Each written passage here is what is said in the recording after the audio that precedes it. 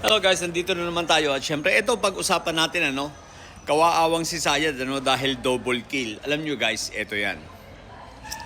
Nung sabihin ni Caramil, nung i-reveal ni Caramil sa kanyang sinumpaang salaysay na i-deliver niya ang pera within 24 hours, ang 125 million, double kill ang inabot rito ni Inday Sayad. Okay, bakit? Hindi kasi, syempre, naliwanagan tayo na hindi 11 days, kundi mas matindi, within 24 hours. Pero ito yon guys. Etong delivery within 24 hours, bakit ko tinawag na double kill, Syempre, unang-una, patay na si Inday Sayad dun sa paggasta niya ng within 24 hours at hindi 11 days. So, isa na yon. Pero ito guys, ang pangalawa. Ito ang mas malupit. Lalo pang nasuportahan ang teorya na wala talagang Mary Grace Piatos. Bagamat alam natin wala talagang Mary Grace Piatos, pero wala talagang Mary Grace Piatos. Wala talagang mga safe houses na nirentahan. Bakit?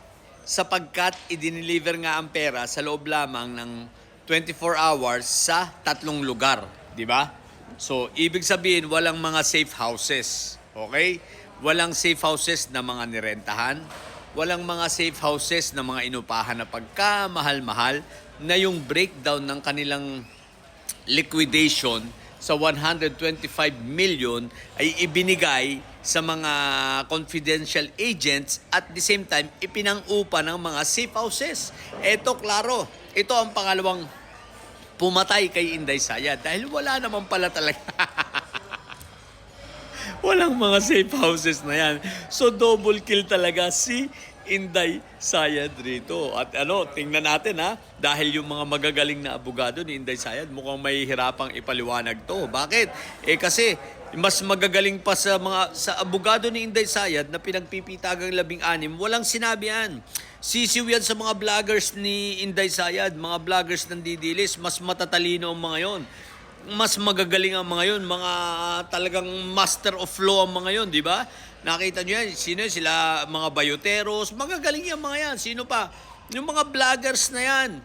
So ngayon, kung itong magagaling na vloggers na ito ni Inday Sayad, hindi kaya itong ipaliwanag. What more itong mga 16 na lawyers ni Sayad, wala yan. Puwit lang yan itong mga vloggers na ito. Di ba? Nila bayoteros, wala. So ngayon, itong sila bayoteros, hindi nga nila maipaliwanag yun kung paano nila lulusutan. Di ba? Sila Katibuni, kung paano nila lulusutan na ipaliwanag. So, character assassination daw. At yung mga tanga naman na ibang mga vloggers, nasabi convicted na daw si Caramil. Mag-research kayo, mga bobo. Hindi convicted si Caramil. Si Caramil, okay, ay na-convict nga, di ba, ng RTC, pero ipinagpawalang bisa, binaliktad ng Supreme Court. So, na-absuelto siya, so wala siyang conviction.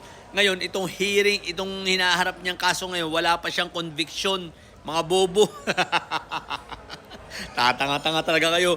Mas matalino lang kayo dun sa 16 na lawyers ni Inday Sayad. So, nahihirapan na ipaliwanag kung paano. So, lalo na itong 16 na lawyers ni Sayad, So, yun guys, double kill talaga ito. At ito pa, ang kahuli-huli yan, triple kill pala. Bakit? Hindi pala double, triple nam, Sa 22, may another hearing dito sa Pilipinas para sa sa impeachment, At lalabas na rito ang mga bangko dahil nasubpwena na, di ba? Nasubpwena ang AMLAC, nasubpwena si Sentry. Ito pa. Sa 22, asahan na natin, itong lalabas na rin ang desisyon ng ICC sa confirmation of charges ni Fentaboy. Sigurado na yan. Magtutuloy na yan. Sigurado na yan.